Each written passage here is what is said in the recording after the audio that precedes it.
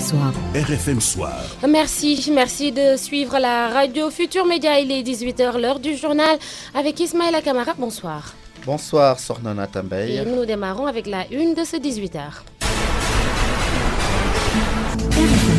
RFM Soir. Ismaël Kamara. Mesdames, Messieurs, bonsoir. Le calvaire des Sénégalais du Maroc est loin de s'estomper. La plupart continuent de subir des brimades de la police marocaine. Ils demandent le rapatriement au Sénégal. Horizon sans frontières s'en prend aux autorités sénégalaises qui ne sont pas à la hauteur de leur mission. Pour se faire entendre, les membres de cette association comptent battre le macadam dans les prochains jours. La réciprocité des visas entre le Sénégal et certains pays occidentaux, les professionnels du tourisme s'opposent à cette décision gouvernementale. D'après eux, celle-ci va porter un sérieux coup au secteur touristique. Le rapport d'Amnesty fait réagir la FIDH. Cette organisation internationale de défense des droits humains invite l'État du Sénégal à mettre la pédale douce. Objectif du millénaire pour le développement, le Sénégal est sur le point d'atteindre les OMD en ce qui concerne l'accès à l'eau potable, même s'il reste des efforts dans le domaine de l'assainissement. C'est ce qui ressort de la revue annuelle du PEPAM. À suivre dans ce 18h, la page des sports avec Sadani Thiam. Le fait du jour nous amène à Touba, où des mesures sécuritaires ont été renforcées à Darumarnan après l'attaque d'une station-service qui a fait un mort. La chronique du mercredi est économique et elle est signée Makumba Bey. Enfin, Yonutol, une présentation de Mamadou Amardion. Bienvenue à tous. RFM Soir. RFM Soir. Ismaël Kamara. Nous voulons donc de l'apprendre. Trois femmes détenues par les éléments de César à toute Bayat qui ont été libérées sont arrivées à Ziguinchor où nous retrouvons Abdoulaye Sambou en direct dans ce journal. Bonsoir Abdoulaye. Bonsoir Ismaël Kamara. Vous l'avez dit, ces trois femmes viennent juste d'arriver à la frontière entre le Sénégal et la Guinée-Bissau. Il s'agit d'un PAC qui est donc le poste frontalier séparant justement nos deux pays. Sophie Aïdara, Fatou Gueye et Fatou Dieng sont arrivés, bel et bien arrivés ici, en provenance de la Guinée-Bissau. Elles ont été accompagnées par l'ambassadeur du Sénégal à Bissau. Il s'agit du général Dieng qui est arrivé, qui est accompagné aussi de certaines autorités bissau-guinéennes. Je reconnais là le préfet de Sao Domingos. À l'accueil ici, il y avait le gouverneur de région, Cheikh Dieng, mais aussi Robert Fagnan, qui est aussi là, le préfet, le colonel adjoint Fulgence Ndour, qui est lui aussi de la partie, le CLAMS, la plateforme des femmes pour la paix en Casamance, et les responsables de MEKEM qui sont là, mais aussi les parents un peu de ces otages. Je reconnais là Ousmane Diop, qui est aussi le mari de Fatou Dieng. Ousmane, Fatou Diaw plutôt. Alors, Ousmane, Fatou Diaw est bel et bien arrivé. Tout à fait. Elle est aujourd'hui parmi nous. C'est ce que l'on souhaite Dieu. Et là, il a exaucé nos prières. Je dis Alhamdulillah et merci Dieu. Voilà. Je souhaite aussi que ses collègues soient un jour aussi parmi nous, à mon avis. Merci. Voilà, donc c'est donc Ousmane Diop, c'est le mari de Fatou Dieng qui se prononçait sur Fatou Diaw plutôt, qui se prononçait justement sur nos ondes. Voilà, donc la cérémonie protocolaire va bientôt se dérouler ici. En attendant, c'est un peu des pleurs de joie que certains parents de ces otages sont en train de livrer. Mais bon, nous allons revenir sur tout cela dans nos prochaines éditions. C'était Abdoulaye Sambou de Pimpak. Merci Abdoulaye Sambou. RFM 94.0, la radio en puissance. Dur d'être sénégalais au Maroc par ces temps qui courent. Nombreux sont nos compatriotes vivant au royaume chérifiant qui subissent toutes sortes de brimades de la part des policiers marocains. Ces derniers n'hésitent pas à les envoyer jusqu'à la frontière algérienne. Maltraités, affamés et blessés, ces Sénégalais demandent au moins d'être rapatriés au Sénégal. Le témoignage de l'un d'eux qui préfère garder l'anonymat. Il est au téléphone de Mantouré. C'est la police qui m'a appelé. et qui m'a amené à la police de 4e. Après 4e, bon, on nous a pris, nous étions 16 personnes là-bas. On nous a amené à Aïnada, un poste police qui est à Aïnada. Bon, on nous a pris là-bas, on nous a demandé nos papiers, nos passeports et tout, on a tout montré. Après avoir montré les passeports, on nous a gardés là-bas jusqu'à minuit. On n'a ni mangé, ni boire, ni rien. Vraiment, jusqu'à minuit, on était là-bas. À minuit, on nous a pris, on nous a monté 2 à 2, puis on nous a amenés dans le bus, on nous a mis dans le bus, on nous a amenés à Ouzda. On est arrivé à Ouzda à 9h du matin, sans manger. Là, après, on a fait Ouzda jusqu'à toute la journée, jusqu'à la nuit encore. On nous a amenés à la frontière algérienne, on nous a jetés là-bas. Avec des militaires qui nous poursuivaient avec leurs pistolets, les bâtons, avec des chiens. Mais là-bas, dans ces places-là, il y a des puits là-bas. Tu peux tomber là-bas, tu peux mourir. Même il y a des cimetières des Africains là-bas. Il y a des clochards. Vraiment, là-bas, c'est pas bon. On te tue, c'est plus facile que de te faire des choses comme ça. Vraiment, c'est une affaire qu'on peut régler.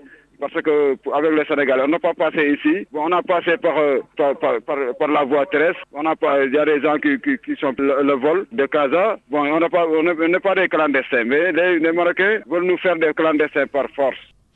Horizon sans frontières de son côté dénonce le mutisme de l'État. Selon cette organisation, les autorités ont échoué dans la prise en charge des préoccupations des émigrés et l'interpelle la société civile, les chefs religieux. Horizon sans frontières compte d'ailleurs marcher pour une prise en compte de la question migratoire. Boubacar Sey avec Georges Detedio.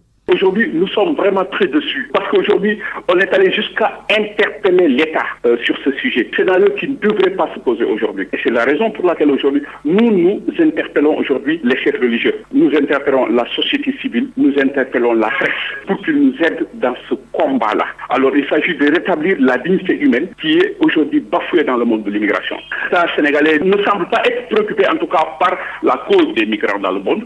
Alors, c'est l'échec total. On n'en parle pas.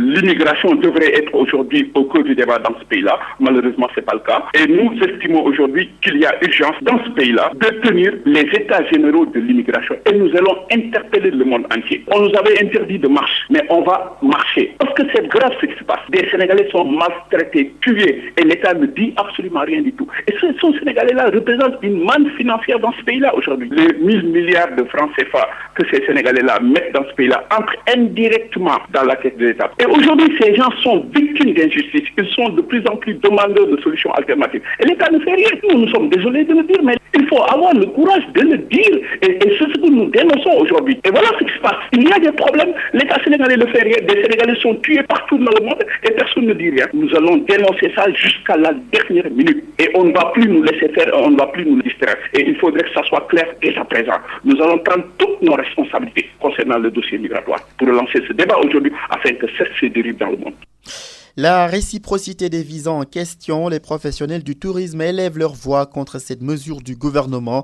Ils demandent à l'État de revenir sur sa décision puisque celle-ci risque de compromettre 2000 emplois. Ces professionnels ajoutent que les pertes cumulées avoisinent les 107 milliards dans le secteur.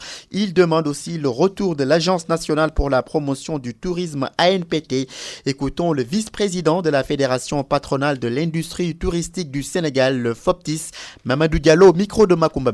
Dans l'hypothèse de l'instauration des visas, une étude d'impact réalisée par la profession renseigne sur une conséquence immédiate d'une baisse prévisionnelle d'environ 35% des flux touristiques vers le Sénégal, correspondant à 88 milliards de francs CFA. Un manque à gagner sur les taxes aéroportuaires qui se chiffrerait autour de 16 milliards de francs CFA, soit un cumul estimé en termes de manque à gagner de 104 milliards de francs CFA. Dans l'hypothèse d'une exemption totale du visa aux touristes, c'est-à-dire le maintien du statu quo, assorti des mesures d'accompagnement liées à la mise en œuvre des recommandations issues du dernier conseil interministériel sur le tourisme, l'étude révèle une hausse prévisionnelle de 10%, soit 27 milliards de francs CFA sur les arrivées. Dans le secteur de la promotion touristique, la préoccupation des professionnels repose sur le besoin pressant de mettre en place une structure dédiée avec une gestion paritaire impliquant fortement le secteur privé dans le top management.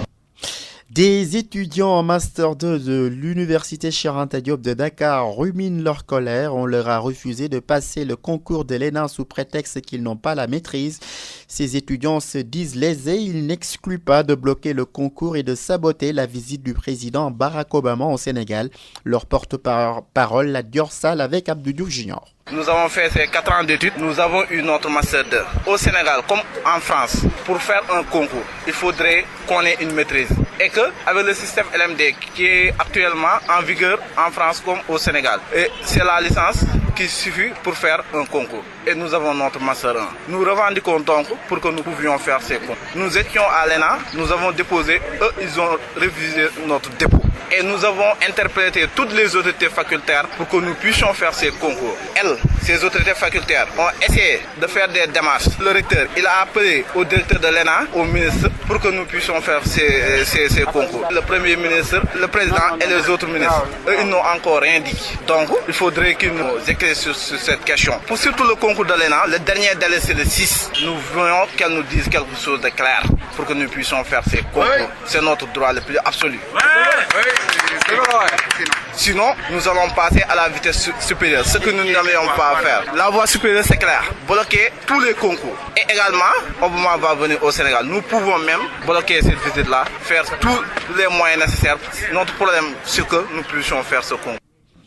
18h passées de 12 minutes à l'écoute d'RFM Soir et c'est une bonne idée. RFM Soir, Ismaël Camara. 3 milliards de nos francs, c'est la somme que l'État a déjà recouvrée dans la traque des biens mal acquis. La garde des Sceaux a remis le chèque à son collègue du budget. C'était lors d'une cérémonie qui s'est déroulée au building administratif. Nous y reviendrons dans nos futures éditions.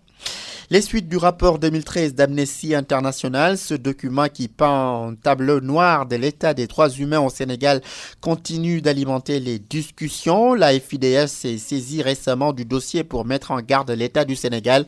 Babacar Fall. L'affaire Seydi Gassama s'est invitée au 38e congrès de la FIDH qui vient de se terminer à Istanbul, en Turquie.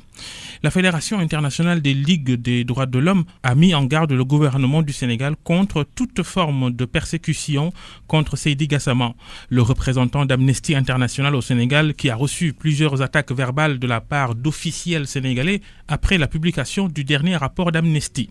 Une affaire qui a fait le tour du monde.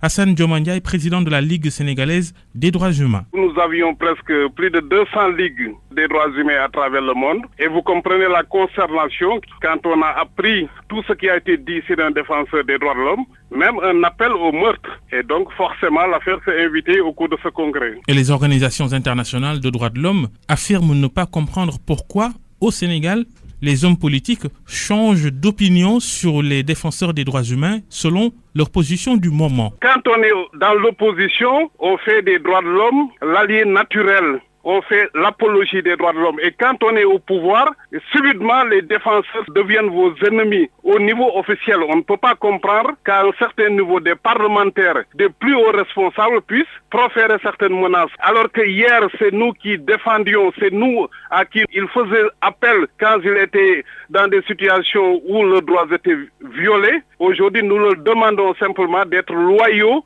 et de s'améliorer et de s'attaquer aux mots qui sont dénoncés et non pas aux dénonciateurs qui ne font qu'un rôle citoyen. Toutes les associations membres de la Fédération internationale des ligues de droits de l'homme vont envoyer des lettres de protestation au gouvernement du Sénégal sur cette affaire Seydi Gassama.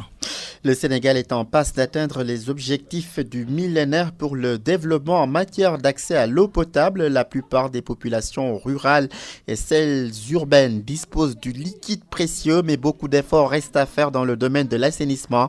La revue annuelle du programme d'eau potable et d'assainissement du millénaire PEPAM 2013 a été rendue publique ce matin. Mamadou Amarnion. C'est en 2005 que le Sénégal a élaboré le PEPAM, le programme d'eau potable et d'assainissement pour le millénaire. Le financement est arrêté à 677 milliards de francs CFA en 10 ans. Aujourd'hui, le gouvernement a mobilisé 537 milliards de francs CFA, soit 74% de taux de mobilisation. Les objectifs fixés en matière d'accès à l'eau potable vont être atteints, selon Amadou Diallo, le coordonnateur du PEPAM. En milieu rural, nous avons 92% de mobilisation, ce qui est quand même extrêmement important. important et justifie le taux d'accès de 81,2% que nous avons atteint aujourd'hui. On est à 0,8 points des OMD. Donc ce qui est sûr, l'OMD haut en milieu rural va être atteint en fin 2013. Pour l'hydraulique urbaine également, nous avons mobilisé 98 milliards avec un taux d'accès global de 90% par branchement. D'après la revue annuelle du PEPAM 2013, les OMD relatifs à l'assainissement ne vont pas être atteints. Omar Gueye, le ministre de l'hydraulique et de l'assainissement, le constate. En ce qui concerne l'assainissement, nous n'atteindrons pas les OMD. Le Sénégal a pris beaucoup trop de retard sur les questions liées à l'assainissement. Et cela nous interpelle. Nous devons accélérer le rythme, augmenter les investissements en matière d'assainissement, aussi bien en assainissement urbain que rural, notamment la gestion des eaux usées. Et ce sera donc un objectif et un impératif pour le gouvernement pour accélérer donc le rythme, trouver des financements et s'occuper très sérieusement de cette question d'assainissement. L'assainissement reste un grand chantier du PEPAM. Les OMD n'ont pas été atteints à cause d'un retard dans la mobilisation des financements et d'une lenteur dans l'exécution des travaux. Mamadou Amarnion, arrêtons-nous sur la stratégie nationale de protection de l'enfance. Plusieurs acteurs du domaine projettent d'accompagner la SNPE, une façon pour eux de prendre en charge des enfants en danger ou en conflit avec la loi. Un atelier de formation porte sur la question. Fatou Bintou Diop a assisté à la cérémonie d'ouverture. Compte rendu.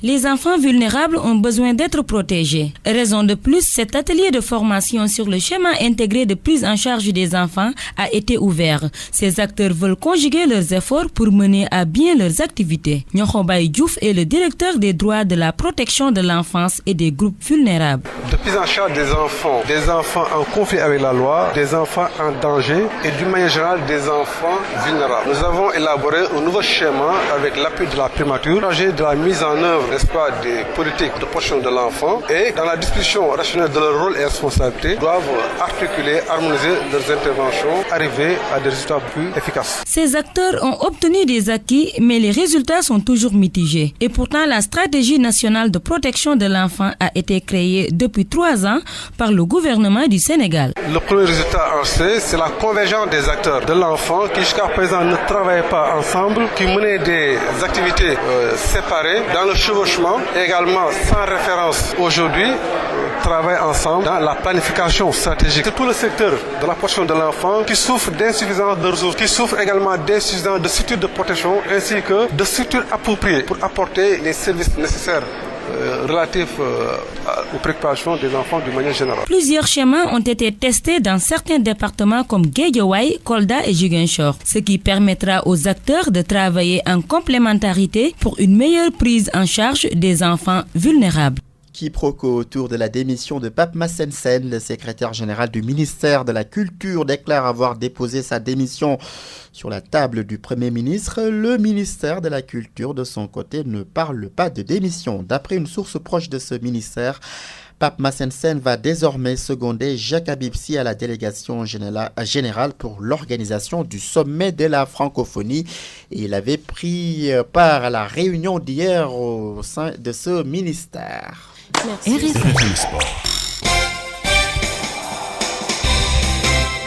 Et nous accueillons Sadani Thiam. Sadani, bonsoir.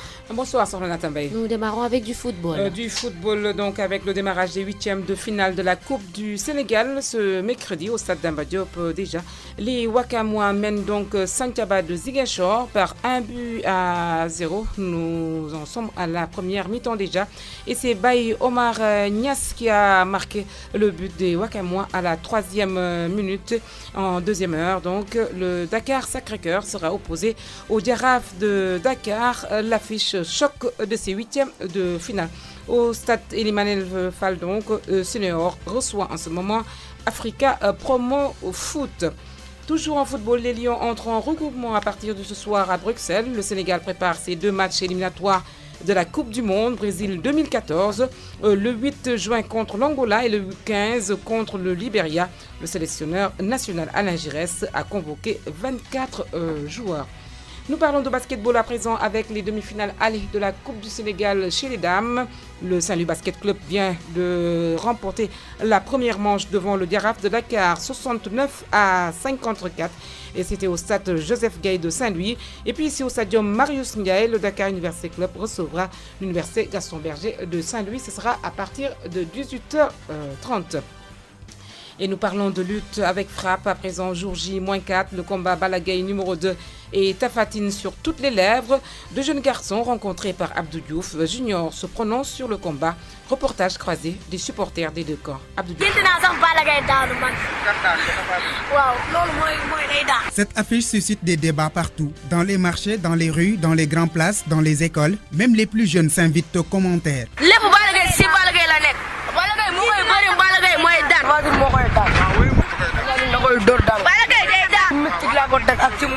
Ce groupe d'enfants d'un âge innocent se mouvoit dans les rues de la Médina. Ces mômes ont une dent contre l'adversaire de Balagaï 2.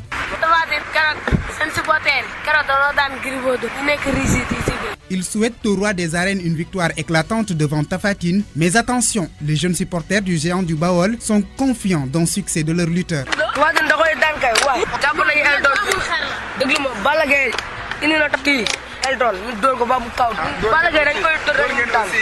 C'est parti pour un freestyle digne d'un face-à-face Balagaï Tafatine.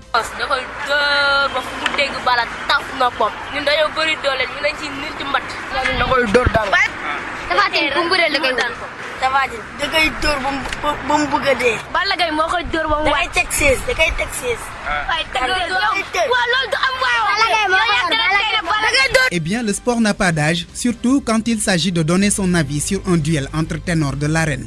Abdou Diouf Junior et puis notre reporter Fatou Bintou Diop s'est promené dans les rues de Dakar. Elle a tendu son micro au Sénégalais lambda, micro-trottoir. Le combat peut être fatal pour celui qui commettra une erreur et la confiance exagérée de Balagaï peut bien le tromper. Et si le combat dure, ça peut être avantageux pour Tafatine. J'ai la ferme volonté que Bala va terrasser Tafa. Vu son expérience dans l'arène et l'autre là aussi, vu son cursus, je crois que Bala est vraiment plus fort que lui. Je suis d'avis que Balagaï va gagner, même si ce n'est pas mon lutteur. Mais je pense qu'il est trop tôt pour qu'il perde le trône de roi des arènes. Tafatine n'est pas encore prêt pour être roi des arènes, même s'il a fait des prouesses dans l'arène.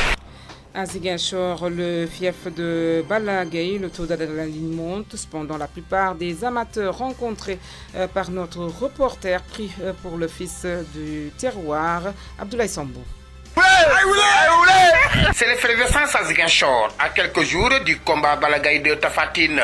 Dans la capitale du Sud, ce combat est le sujet de conversation dans les lieux publics. Et les supporters du fils de Doubalès ne se font pas de soucis quant à la victoire, de l'espoir, de la Casamance. Comme d'habitude, là où on a fait passer ses amis et tous les autres lutteurs, nous avons une technicité fin. En matière de lutte, on n'a pas de concurrent. Nous sommes les meilleurs. S'il veut lutter, on le terrasse en moins d'1 minute. S'il amène le combat, on peut lui donner une chance d'1 minute, 1 minute seconde. Et là, pas de problème. Comme d'habitude. C'est Balagaï qui va gagner. C'est parce que c'est mon lutteur. Je l'aime bien, je l'apprécie. Et je sais qu'il fait bien son travail. Il fait bien son travail. Ah oui. Je suis de Guédiawaye. Moi, je suis de Guédiawaye. Ouais. Toutefois, Tafatine ne manque pas de supporters à Ziguinchor, à l'image de ces jeunes filles que nous avons rencontrées. Oh man, Tafatine Moïdan. Ah oui.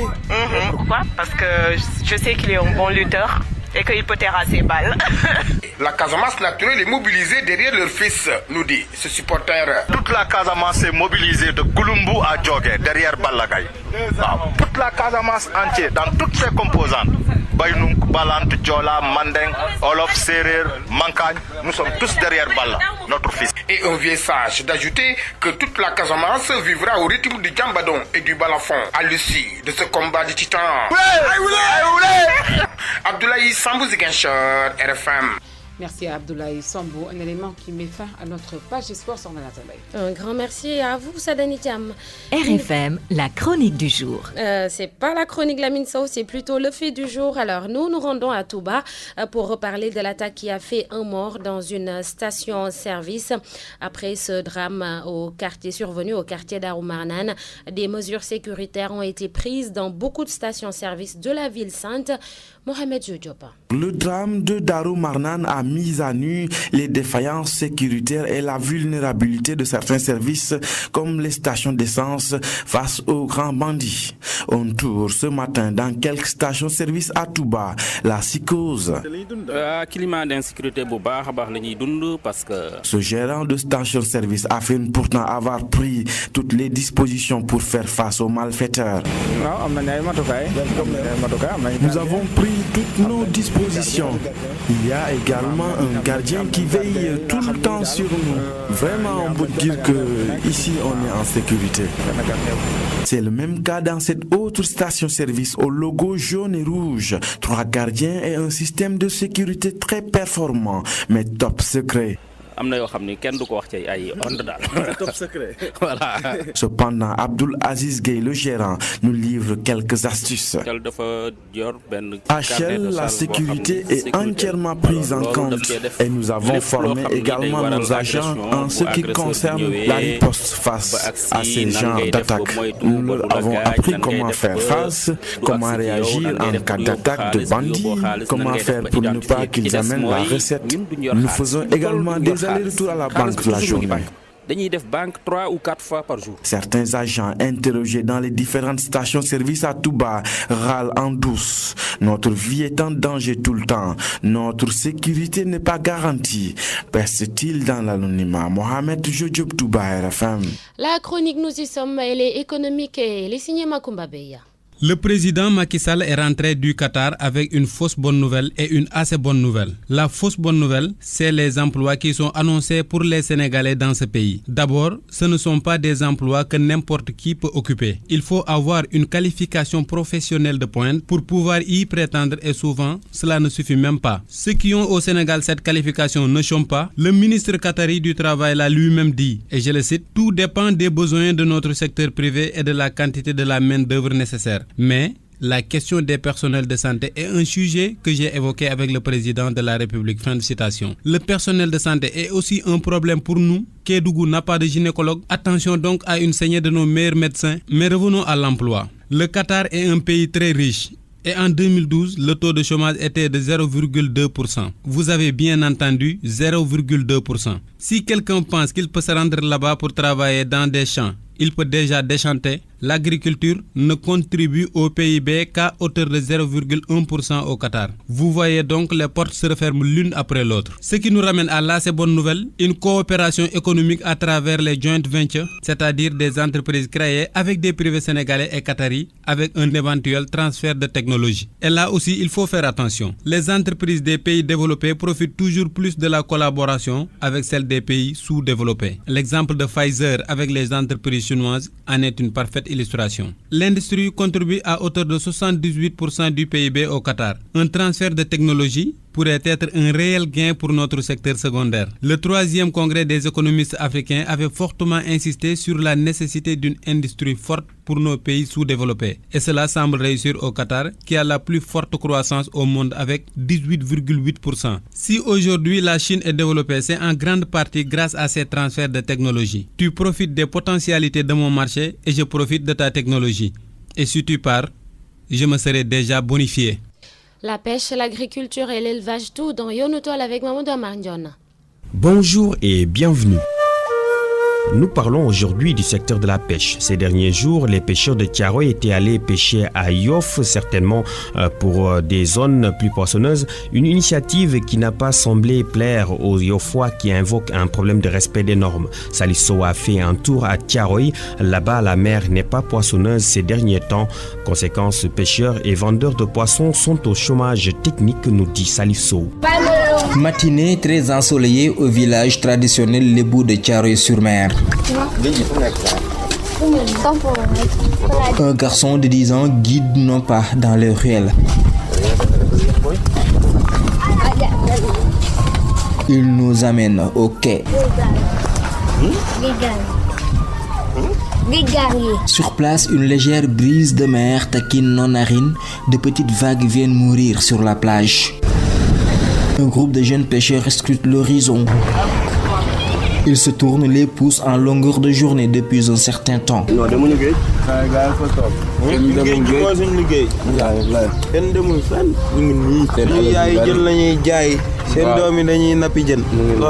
La mer n'est pas poissonneuse à Thiaroye en ces temps qui courent. Pour survivre, les lébous de Thiaroye s'aventurent dans d'autres zones à leurs risques et périls. Nos côtes ne sont pas très poissonneuses. Le gouvernement a ainsi pris des mesures pour inverser la tendance entre restructuration des habitats des poissons, mise en place de zones protégées et repos biologique. Camille Jean-Pierre Manel, le directeur des pêches maritimes, revient sur cette politique du gouvernement. C'est tout un paquet, toute une batterie de mesures qui concernent notamment ce que l'on appelle la restructuration des habitats. Parce qu'un poisson, c'est comme tout être vivant. Quand vous n'avez pas un habitat où vous vous cachez, ou de temps en temps vous avez un refuge. Certaines côtes sont rocheuses, d'autres ne le sont pas. Donc derrière, ce que l'État fait, c'est essayer de repeupler en offrant des habitats ou bien reconstituer, même de façon artificielle, les vieux navires qu'on immerge, bien que ça ne soit pas maintenant, avec la connaissance actuelle, le meilleur procédé à faire pour reconstituer les ressources. Donc il y a des récifs qui sont créés artificiellement exprès, donc ad hoc, pour répondre à des besoins plus spécifiques, parce que conçus avec toute la technicité requise pour les y émerger. Donc l'État œuvre dans ce sens, en ayant également des zones de pêche protégées pour que des activités intenses ne s'y déroulent pas. Donc on ferme de façon, soit un espace, soit pendant un moment, donc des fermetures spatio-temporelles que l'on appelle communément repos biologique, pour voir plus concrètement qu'est-ce qu'il est possible de protéger. À Soumbédioune, c'est le poisson ceinture qui inonde les quais de pêche. Les exportateurs et les propriétaires d'usines se frottent les mains. Entre le mois d'avril et celui de juin, le poisson ceinture est bien présent sur le marché. Fatou Bintou Diop a fait un tour à Soumbédioune. Au quai de pêche de Soumbédioune, le poisson ceinture fait l'affaire des mareyeurs et des exportateurs. Il y a beaucoup de poissons ceinture ces temps-ci, mais ce sont les propriétaires d'usines qui en bénéficient. Si les vendeurs en veulent, ils doivent se rapprocher de ces gérants d'usines. Hassan Gueye est un pêcheur. Selon lui, impossible aux détaillants de toucher aux poissons ceinture. Ces exportateurs peuvent acheter 5 voire 10 tonnes, mais les autres bénéficiaires, ce sont les mareyeurs, les pêcheurs et leurs parents. Cette vendeuse du nom de Sarah Sow confirme. Le poisson ceinture se fait rare au niveau de notre marché ici à Gueule Tapée à cause des usines. Les femmes en reçoivent en petite quantité. Hassan Diop est le président du collectif des pêcheurs de Soumbédioune. Selon lui, Saint-Louis, Kayar et Yoff sont les zones pourvoyeuses de poissons ceinture.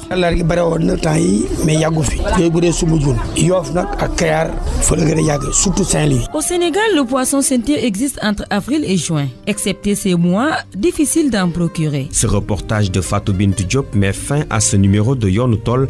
Merci de l'avoir suivi. Rendez-vous mercredi prochain. Rendez-vous est pris, Mamadou Marindion. C'est la fin de ce 18h. Ismaïla, le rappel des titres. RFM Soir. RFM Soir. Ismaël Kamara. Le calvaire des Sénégalais du Maroc est loin de s'estomper. La plupart continuent de subir des brimades de la part de la police marocaine. Ils demandent le rapatriement au Sénégal. Horizon sans frontières s'en prend aux autorités sénégalaises qui ne sont pas à la hauteur de leur mission. Pour se faire entendre, les membres de cette association comptent battre le macadam dans les prochains jours. La réciprocité des visas entre le Sénégal et certains pays occidentaux, les professionnels du tourisme s'opposent à cette décision gouvernementale. D'après eux, celle-ci va porter un sérieux coup au secteur touristique. Le rapport d'Amnesty fait réagir la FIDH. Cette organisation internationale de défense des droits humains invite l'État du Sénégal à mettre la pédale douce. Objectif du millénaire pour le développement, le Sénégal est sur le point d'atteindre les OMD en ce qui concerne l'accès à l'eau potable, même s'il reste des efforts dans le domaine de l'assainissement. C'est ce qui ressort de la revue annuelle du PEPAM.